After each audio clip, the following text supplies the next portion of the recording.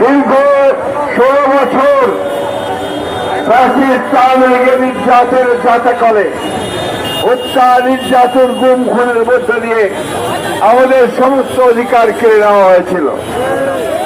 আল্লাহর অশেষ রহমতে এই দেশের জনগণ এবং ছাত্রদের উত্তাল আন্দোলনের ফলে আমরা গত বছর 5 তারিখে ফ্যাসিস্ট আওয়ামী লীগ এর হাসিনা সরকারকে পরাজিত করে তাকে দেশ থেকে বাধ্য করেছি। বন্ধুরা, আমি সেই জন্য আমাদের ঢাকাবাসী, সকল ছাত্র জনতা, কৃষক, শ্রমিক, মেহনতি মানুষ, পেশাজীবী এবং সশস্ত্র বাহিনীর সদস্য সকলকে আমরা আন্তরিক ধন্যবাদ ও অভিনন্দন জানাচ্ছি।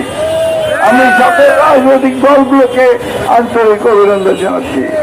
বন্ধুগণ, আপনারা সবাই জানেন যে অন্তর্বর্তী সরকারের প্রধান উপদেষ্টা তিনি একটি জুলাই সনদ ঘোষণা করেছেন। আমরা তাকে ধন্যবাদ জানাচ্ছি, স্বাগত জানাচ্ছি। তিনি আগামী 2026-এর ফেব্রুয়ারি মাসের মধ্য দিকে জাতীয় সংসদ নির্বাচনের তারিখ ঘোষণা করেছেন। আমাদের দীর্ঘ 16 বছরের যে সংগ্রাম লড়াই, দেশনেত্রী বেগম খালেদা জিয়ার নেতৃত্বে আমরা যে লড়াই শুরু করেছিলাম এবং আমাদের নেতা তারেক রহমান সাহেবের নেতৃত্বে যে লড়াই সমাপ্তি হয়েছে, আমরা এখন গণতন্ত্রের জন্য সামনের দিকে এগিয়ে যাচ্ছি। বন্ধুগণ, এই একটা সুযোগ তৈরি হয়েছে বাংলাদেশের সত্যিকার অর্থে একটা গণতান্ত্রিক রাষ্ট্র তৈরি করবার।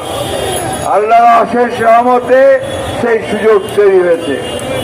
আজকে আপনারা জানেন যে তারেক রহমান 31 দফা দিয়েছেন দেশকে নতুন করে সাজানোর জন্য। এই আন্দোলনে আমাদের হাজার ছেলে, আমাদের সন্তানেরা তারা প্রাণ দিয়েছে, তারা প্রাণ বিসর্জন দিয়েছে, শহীদ হয়েছে, অসংখ্য লোক আহত হয়েছে। আমরা আজকে তাদেরকে স্মরণ করছি এবং তাদের প্রতি শ্রদ্ধা নিবেদন করছি। সামনের দিনে আমাদের এখন পরীক্ষা। এই পরীক্ষাটি হচ্ছে শান্তিপূর্ণভাবে এই নির্বাচনের জন্য প্রস্তুতি নেওয়া এবং দেশকে একটি শান্তিপূর্ণ সুষ্ঠু অবাধ নির্বাচনের মধ্য দিয়ে সত্যিকার অর্থেই একটি গণতান্ত্রিক বাংলাদেশ নির্মাণ করা। বন্ধুগণ, আমাদের বিশ্বাস করি আমাদের নেতা তারেক রহমান সাহেবের নেতৃত্বে আমরা সেই গণতান্ত্রিক বাংলাদেশ নির্মাণ করতে সক্ষম হব। আমরা যুবক শ্রেণীদের জন্য আমরা কর্মসংস্থান সৃষ্টি করব। কৃষক ভাইদের তাদের ধান পণ্যের ন্যায্য মূল্য দান করব।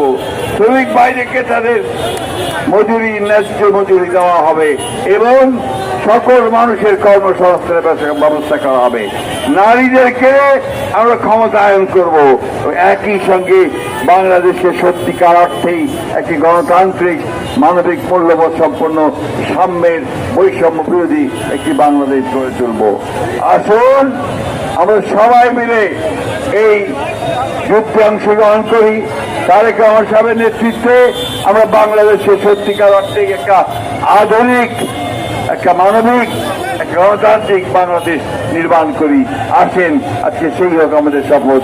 আসসালামু আলাইকুম এই বলে আমি আজকে আমাদের এই মিছিলের, এই র্যালির সমাপনী ঘোষণা করছি। আসসালামু আলাইকুম, খোদা হাফেজ। বাংলাদেশ জিন্দাবাদ, বাংলাদেশ জাতীয়তাবাদী দল জিন্দাবাদ, শহীদ জিয়া মরক, দেশনেত্রী বেগম খালেদা জিয়া জিন্দাবাদ, তারেক রহমান জিন্দাবাদ। আজকে যারা মিছিল অংশ নিয়েছেন তাদেরকে জানাচ্ছি আন্তরিক ধন্যবাদ। আসসালামু আলাইকুম।